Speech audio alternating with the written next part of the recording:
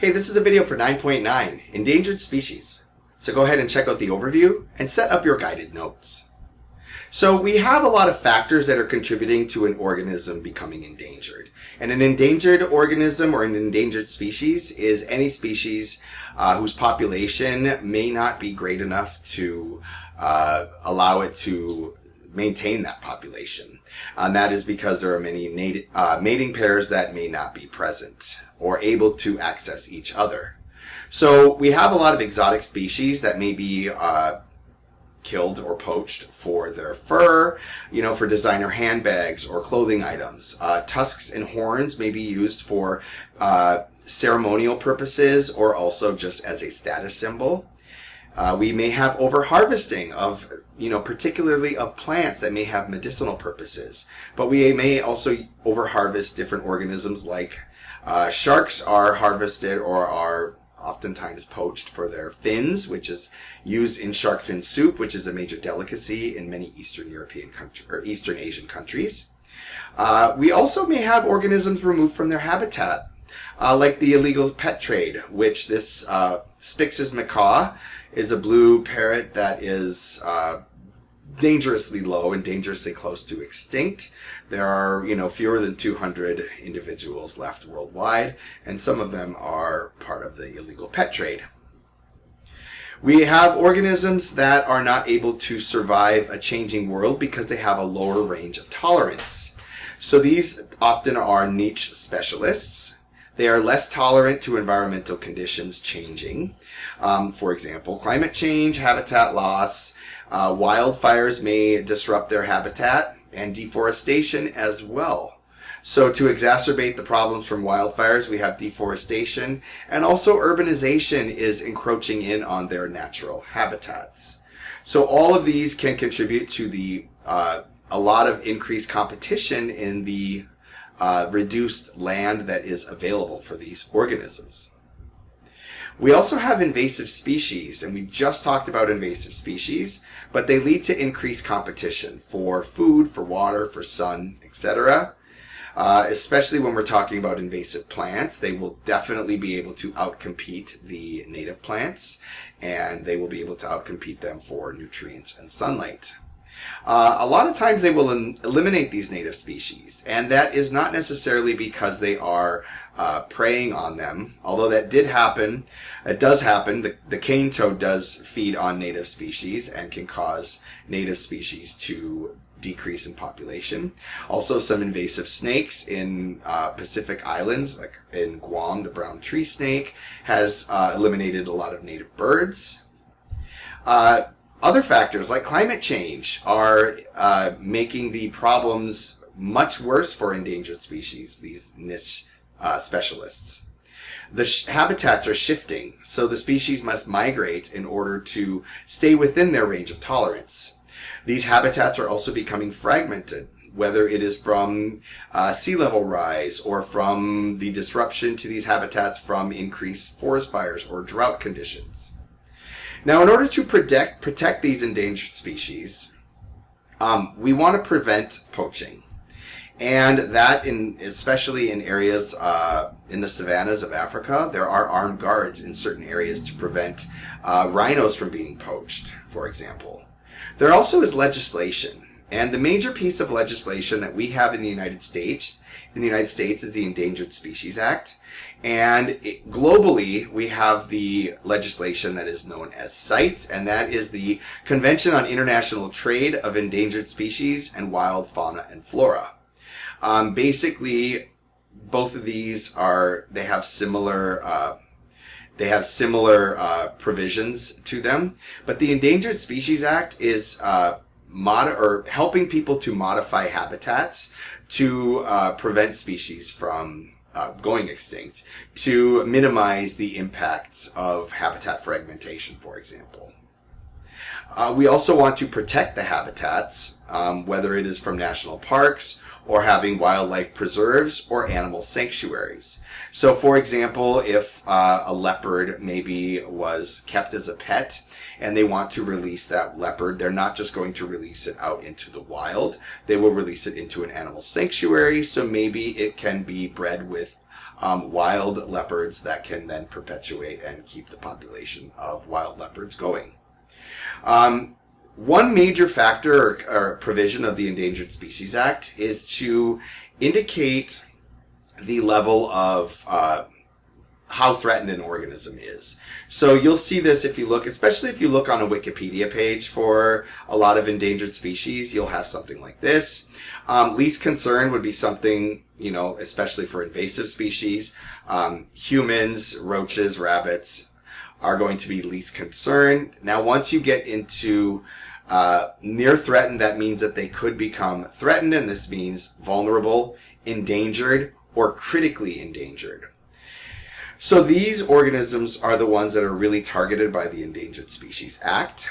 Once an organism becomes extinct in the wild, the prognosis is not very good. There are some fish species, for example, that are extinct in the wild. There are some plant species that are extinct in the wild, but they are so popular in, for example, aquariums or in home gardens that they are actually not going to go extinct. However, their wild counterparts are extinct. Now, organisms that are extinct are, endless. Very many organisms have gone extinct during the 5 mass extinction events. Scientists believe and say that we are in our 6th mass extinction event, which is exclusively caused by human activity. The last major extinction event was 66 million years ago from the asteroid or the meteor that hit the Earth and landed down near the Yucatan Peninsula around Cancun in Belize. And was it Cancun? Yeah, it was Cancun. But anyway, on the Yucatan Peninsula over by the Gulf of Mexico, that changed the environmental conditions around the planet, which led to the extinction of the dinosaurs. So, amphibians are very critically endangered. In fact, 41% of amphibians are endangered. And this is because they have very highly permeable skin. So anything that happens to the air, anything that happens to the water can enter their body systems, especially because these materials can freely move in and out of their bodies through their skin. Mammals, 25% of mammals are endangered through habitat destruction. Also, it's disrupting their food webs. Large predatory mammals, like lions or big cats, are endangered. Many of them are. And also large herbivorous animals are also endangered. Some of them from poaching, but some of them from the disruption of their habitats or their food webs. We have birds that are going endangered. In fact, 13% of all bird populations are endangered. It doesn't seem like that many, but that is a lot when we consider that their migrations are going to be disrupted. And they are endangered because their migrations have been disrupted.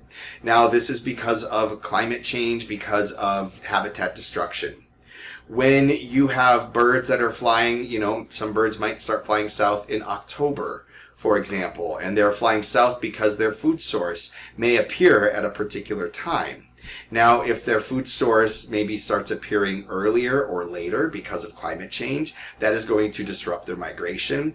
They may fly to an area where they're used to feeding, and then there is no food available for them, causing large populations to die. This will disrupt other food webs in addition to the food webs that the birds are relying upon. Warm water coral. A lot of the coral reefs in tropical areas are endangered. 33% of them are endangered. We talked about coral bleaching, which can be caused by ocean warming and ocean acidification. Both of these are major environmental factors that are contributing to the death of coral populations and reefs globally. Coniferous forests, in fact, 34% of them are endangered. It's because of the warming temperatures. The warming temperatures can cause diseases to be spreading. It can expand the insect range. A lot of the insects, like the emerald ash borer we talked about, is an invasive species. But an organism that is normally killed off in the winter is able to survive in a warming climate, and that can make them more damaging to the trees year-round. So this is something that is very, very a major concern to scientists and environmentalists globally. Coniferous forests can sequester 3 times as much carbon dioxide as other forests. And older trees, and this is the trees in the old growth forests, can actually absorb more carbon dioxide than younger trees. So even though we have in the United States, and especially in the Northeast United States, we actually have more forested land than we did in pre-colonial times. The problem is the forests that we have now are not old growth forests, because most of the old growth forests that were present before colonial times have been deforested. Even though we've reforested them, we have reforested them with younger trees. Now, one thing that is contributing, I mentioned this before, for endangered species is whether you have a generalist or a specialist. Remember that the environmental conditions are indicating whether they are a generalist, or their response to the environmental conditions are indicating whether they're a generalist or a specialist. Generalists have a wide range of tolerance. They can survive a wide range of environmental conditions, whereas specialists have a very narrow range of tolerance. So once the environmental conditions change, they are not able to survive as well. So different organisms like roaches, rabbits, raccoons, dandelions, they have a wide range of tolerance, but pandas, some orchids, and koalas have a narrower range of tolerance. There's many different types of organisms. We talked about generalists and specialists numerous times throughout this year. But the generalists are more likely to migrate. They can easily, or they are better adapted to these new conditions, and they might be advantaged by the change. So when these specialist species are dying out, the generalist species are able to survive. Likewise, or conversely, the specialists are not likely to migrate, cannot adapt, and they are disadvantaged by this change, putting the generalists on top, and the specialist gets second place, which isn't a good thing in this situation. Okay, I gave you a lot of information, but what I would like you to do now is respond to this check for understanding. And finally, for FRQ practice, I want you to describe an action that teens could take to protect endangered species. I hope that this video is informative. I thank you for your attention, and I will see you soon.